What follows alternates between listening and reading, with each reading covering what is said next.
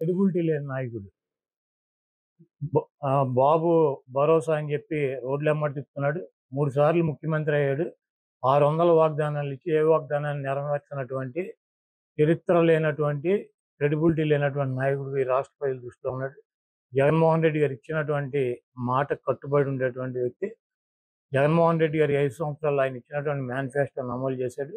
మళ్ళీ మేము కొత్త మేనిఫెస్టోతో వస్తాము. చంద్రబాబు నాయుడికి దిమ్మ తిరుగుద్ది. చంద్రబాబు నాయుడికి ఈసారి ప్రతిపక్ష హోదా కూడా వచ్చే పరిస్థితి లేదు. గజం కేవలం 826 రూపాయలకే 12 సెంట్ల భూమి కేవలం 5 లక్షలు మాత్రమే.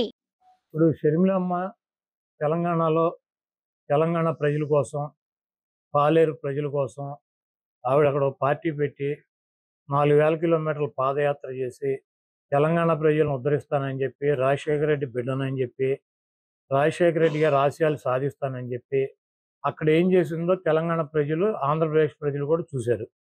అక్కడ ఆవిడకి 0% ఓటింగో లేదా 1% ఓటింగ్ ఉండేది. ఆ పార్టీ ఇంకొక జీరో ఓటింగ్ ఉన్నటువంటి పార్టీలు విలీనం చేసి ఇక్కడికి వచ్చి ఆవిడ మళ్ళీ ఇక్కడ కూడా సేమ్ డైలాగులు, ఆంధ్రప్రదేశ్ కోసమే పుట్టాను, ఆంధ్రప్రదేశ్ పుట్టాను. ఇప్పుడు వైజాగ్లో స్టీల్ ప్లాంట్ గురించి 4 సంవత్సరాల నుంచి గొడవ జరుగుతుంది.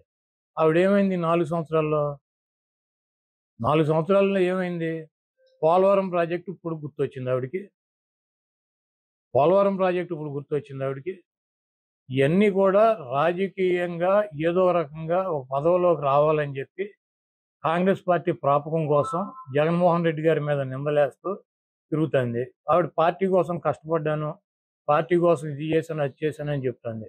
ఆవిడ డెఫినెట్గా వైఎస్ఆర్ కాంగ్రెస్ పార్టీ కోసం, జగన్మోహన్ రెడ్డి గారి కోసం, రాజశేఖర రెడ్డి గారి కోసం, ఆవిడ కుటుంబం కోసం ఆవిడ కష్టపడి ఉండొచ్చు. అయితే ఆవిడ 2014కు ముందు 2012లో జగన్మోహన్ రెడ్డి గారు జైలుకి వెళ్ళినాక సెప్టెంబర్లో పాదయాత్ర చేసింది. ఆవిడ 4000 కిలోమీటర్లు నడిచాను అంటుంది. అప్పుడు వైసీపీ అధికారంలో వచ్చింది. ఆవిడ నడిచినప్పుడు 2014 నుంచి 2019 దాకా ఎలక్షన్ జరిగినటువంటి 20 రోజులు తప్పించి ఆవిడ ఎక్కడన్నా వైఎస్ఆర్